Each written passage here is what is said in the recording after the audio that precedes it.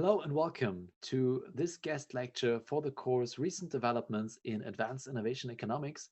My name is Johannes Dahlke and I'm a junior researcher at the Chair for Innovation Management here at the University of Hohenheim, and I will be your host for this guest lecture. So thank you, Michael, for inviting me. In this talk, I would like to briefly give you an introduction to artificial intelligence and then try to connect it to the notion of responsible research and innovation, which is a theory that you should have come across during previous lectures in this course. However, if you're watching this on YouTube and you don't have any clue, don't worry, I will cover the theory later on in this talk. Now, my research is mainly concerned with AI, social responsibility, and innovation. And in case you're interested in these topics and you still have any questions left after my talk here, feel free to visit my website that you can see on the very bottom right here, johannesdahlke.com. So if you want to get some more information, some inspiration, or find a way to contact me, you can consult my website there.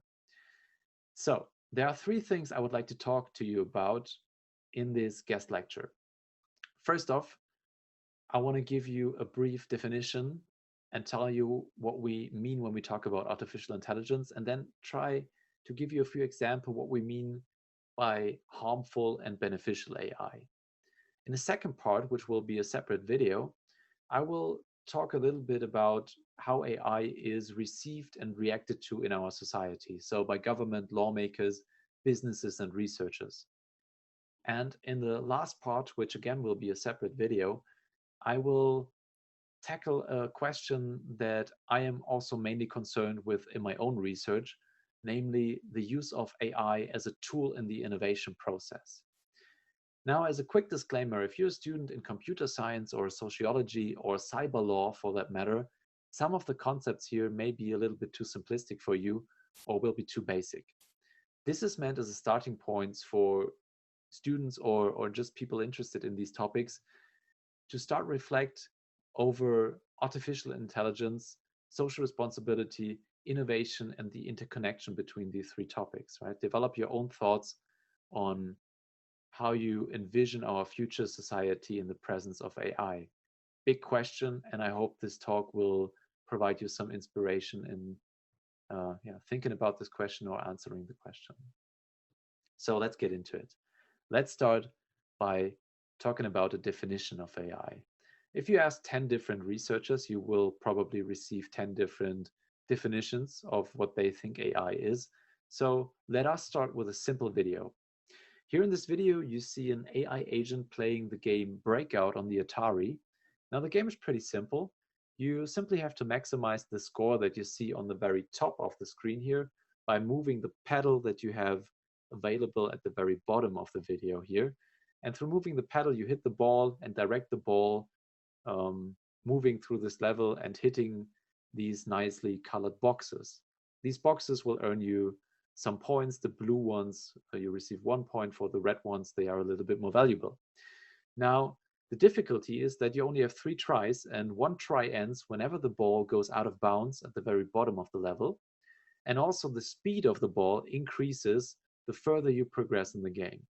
Now, the AI develops a pretty intelligent strategy here, which is tunneling. So it shoots the ball through a tunnel on the left, and then the ball bounces back and forth from the very top of the level to the boxes below that.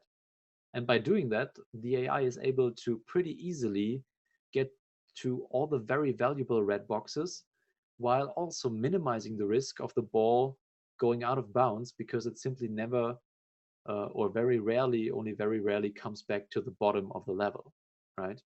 And this example, so this is a reinforcement learning agent, and the agent works in a way that he receives a reward whenever the ball hits a box, and he receives a penalty whenever the ball goes out of bounds, right? And through playing this game over and over again, through thousands of iterations, the agent learns from ground up the rules of the game based on the rewards and penalties and how to play it most efficiently and effectively, okay?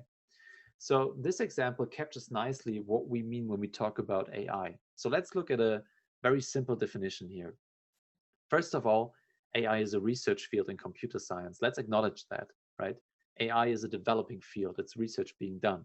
When we talk about AI today, it's fundamentally different from the notion of AI that we had in the 1970s, 1980s. Back then, it were rule-based systems that were trained on human best practices, and today we have deep neural networks that learn by themselves, okay? So this research field describes autonomous intelligent agents that perceive the environment, take action, and maximize the success of reaching a goal. So in the example we just had, the environment would be the level of breakout, and the action would be to move the paddle on the bottom, and the goal would be to maximize the score, right? And the algorithm did it by interpreting and learning from data or through experience. So a trial and error process of playing the game. Colloquially, we say AI means machines mimicking human intelligence. So when we cannot spot the difference anymore between an AI agent playing Atari or a human playing Atari.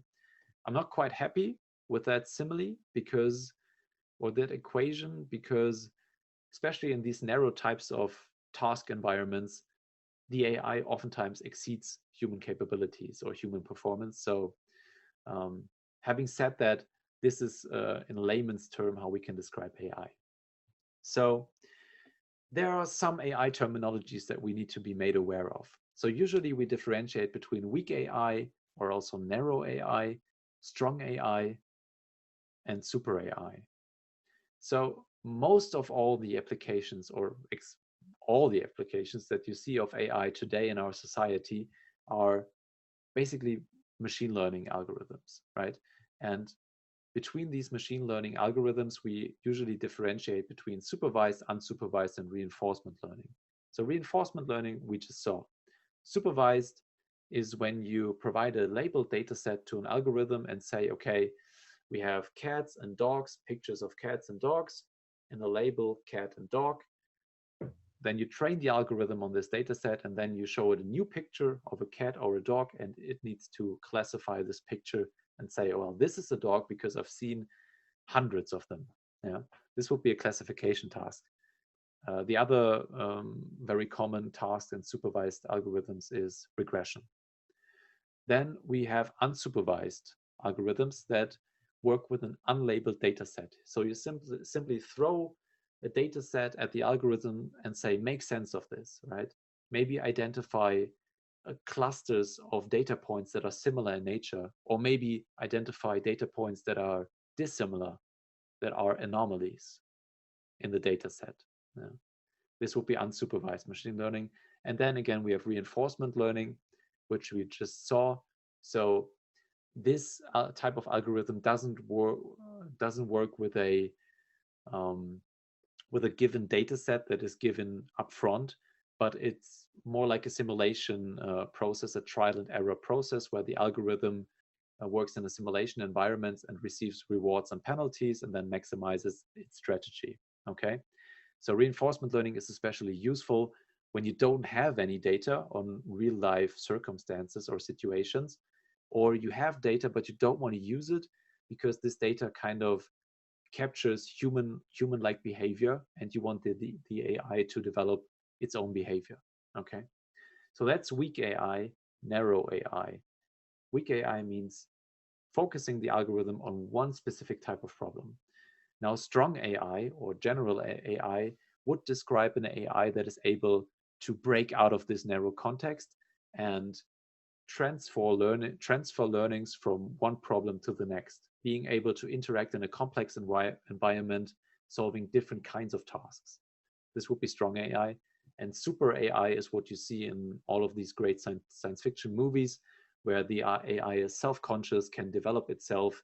And I think Nick Bostrom said it best, basically an intellect exceeding the cognitive capabilities of humans in almost all domains. So simply being superhuman. Having said that, we don't have any evidence that strong AI or super AI may exist in the near future. We have some projections ranging from 2040 to the turn of the next century, but we don't have any evidence on that. Right now, what we see is weak or narrow AI.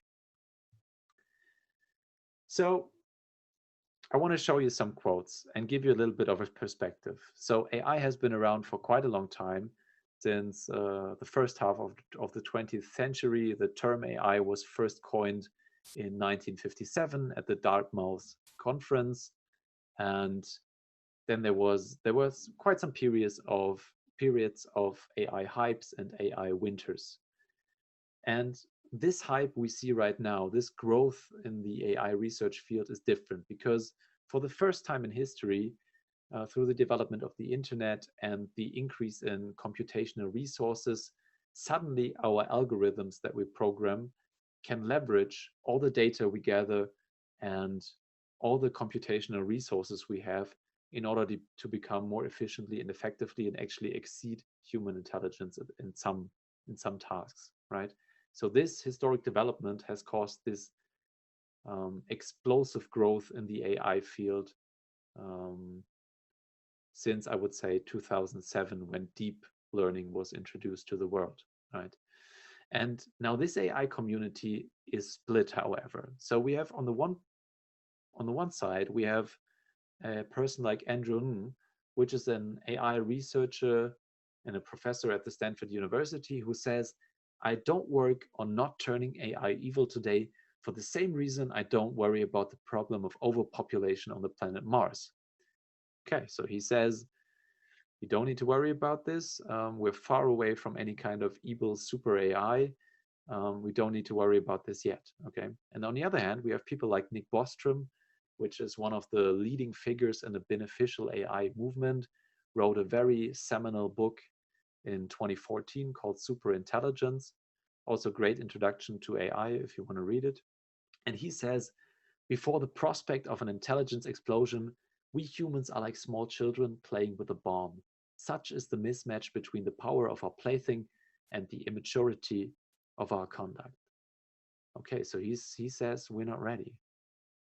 Our society, we develop this technology, we're making technical process, but what we're lacking is societal progress and ethical and normative frameworks to guide this technology. And you will probably not be surprised that I, of course, side with Mr. Nick Bostrom here. And the reason for that is a very theoretical one, and it's called the Coleridge dilemma. Now, it's best explained in the form of this graph. On the x-axis, you see time. So the further we move to the right, the further we move in time.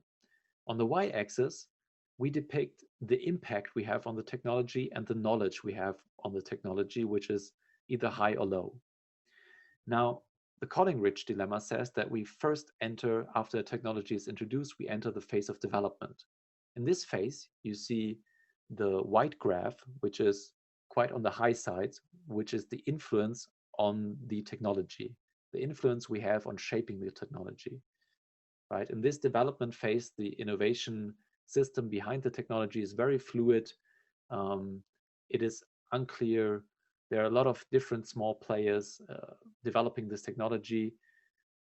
However, during this developmental phase, you see the green or turquoise graph here, which is very low. And this graph depicts the knowledge of impacts.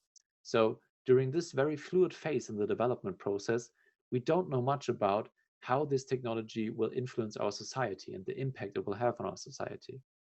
On the other hand, if we move far to the right, we enter the implementation phase, where we suddenly become very clear on the issues the technology carries for our society. However, we are not able to influence the technology trajectory anymore because of lock-in effects, of a certain rigidity of the system. Key players have emerged and have driven the technology in a certain direction, and we're not able to influence it anymore, right? We've created what we've created. And right in the middle, you see the intersection between the two graphs. And this is what Coleridge describes as the window for constructive technology assessment. And this is the window where we can actually say we know, or we have a pretty good guess on where this technology will end up and how it will influence our society.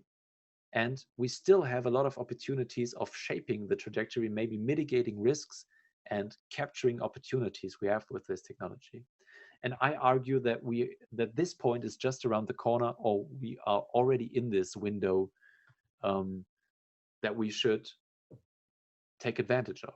Yeah, We see a lot of studies being published right now, especially in the last few years, on the societal impacts of the technology, getting more and more specific. And we still see an innovation system that is kind of fluid, where a lot of different players are interacting, and the structure has not yet really crystallized. Yeah. So I argue that right now, this year, today, and over the next coming years, is the very right moment for all of us to start thinking about how we want AI to shape our society. Now, if you're not quite convinced by this theoretical argument, I have a very prominent example here, a striking example, a recent example for that matter, right? So this example stems from our very tragic recent or still ongoing COVID-19 pandemic. And you see a picture classification algorithm. On the upper left, you see a white person holding a thermometer, which is also called a temperature gun. And on the bottom right, you see a black person holding the same kind of, or very similar kind of device. Yeah. So the classification algorithm describes this device in the upper left as a mobile phone, as an electronic device. And the bottom right, when the black person is holding it, it describes it as a gun. So this is an example of what we call racist AI. And this racist AI may be the product of a number of different factors. So first of all, it might be the case that the algorithm is simply badly programmed, that it doesn't work really well. I don't think this is the issue here. So this algorithm, I think we can say, is provided by Google. And Google is one of the leading companies in terms of AI, and not only companies, but researchers in the field of AI. So I think the algorithms are quite cutting edge and sophisticated, right?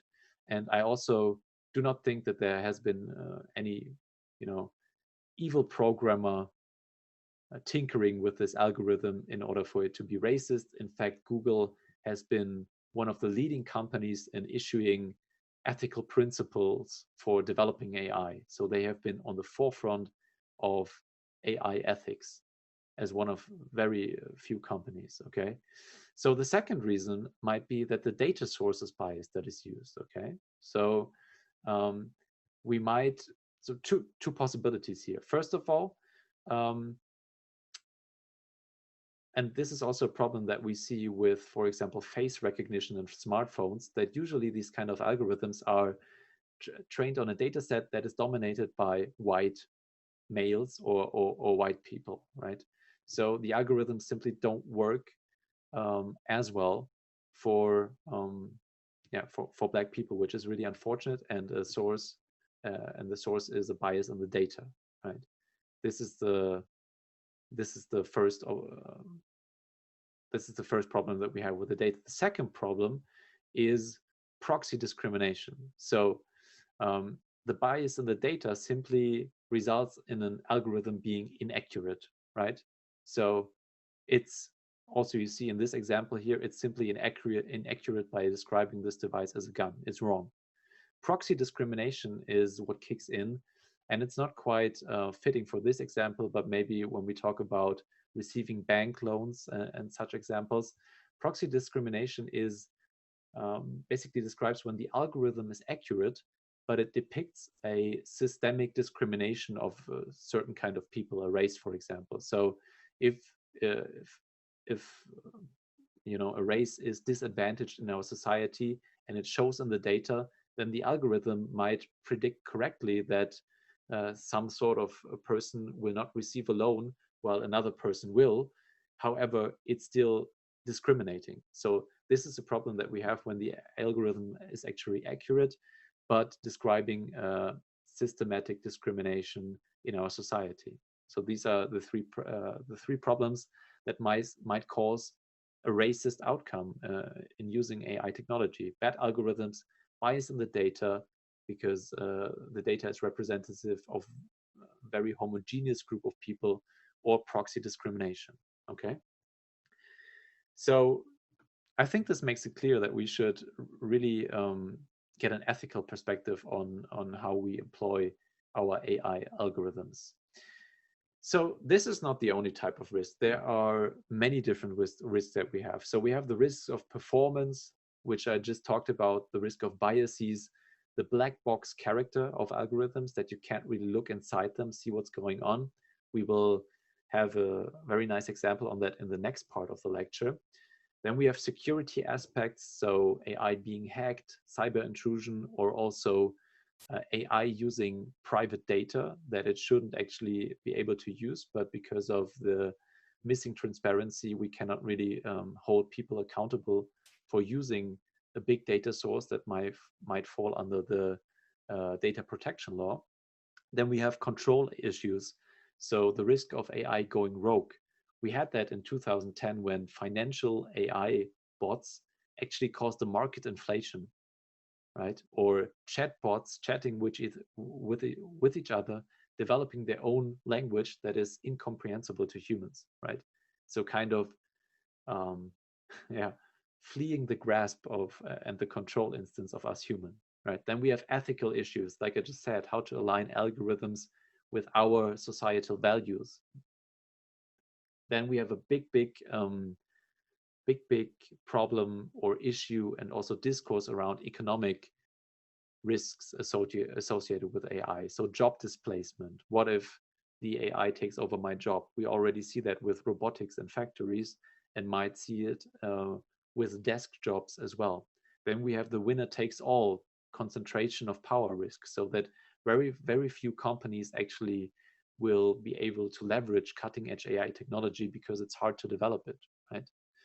Because very few companies have a monopoly or an oligopoly on AI competence. And the last one is our societal risks. So AI may be used to develop autonomous weapons, or it might reinforce what we already see in our society, namely an intelligence divide, right? That certain groups that are already more well off than others will benefit from AI technology more than poorer members of our society. So all these type of risks are highly relevant when we talk about harmful AI. Now, with all that harmful AI, let's talk about beneficial AI for a second. So this is a nice example. Usually in an interactive kind of lecture, I ask my students what they think is going on here. And you can already maybe have a guess by looking at the brand here or the link down below, Global Fishing Watch. So what we can see here is an AI algorithm actually detecting illegal fishing patterns. So it detects certain boats fishing in illegal waters or overfishing certain regions. And that is by analyzing 22 million data points on a daily basis, which would be, of course, completely impossible to do manually as a human. So this is an example where AI technology helps us in enforcing the law, spotting illegal practices, and benefiting our society, right? Now, if you don't care much about fish, then I have another example for you. In this very nice and inspirational kind of publication, the authors talk about ethic bots. Ethic bots basically work like um, algorithms that analyze your e-shopping, online buying behavior and try to recommend the products to you that you are most likely to buy. Only that the ethic bots works for you in trying to analyze your ethical values and automatically, for example, order organic food or recycled toilet paper because you're really big on sustainability, right? So these kind of tools may be developed for our personal use to enforce our ethical principles in daily life.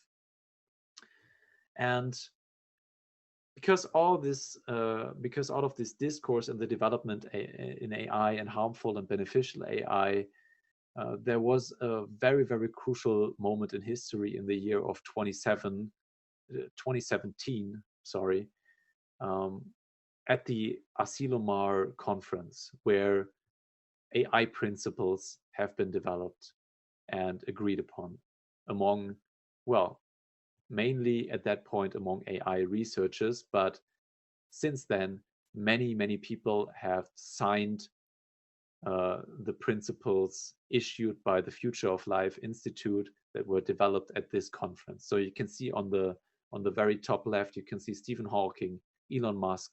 You can see Russell Norwick here, a famous AI researcher working at Google.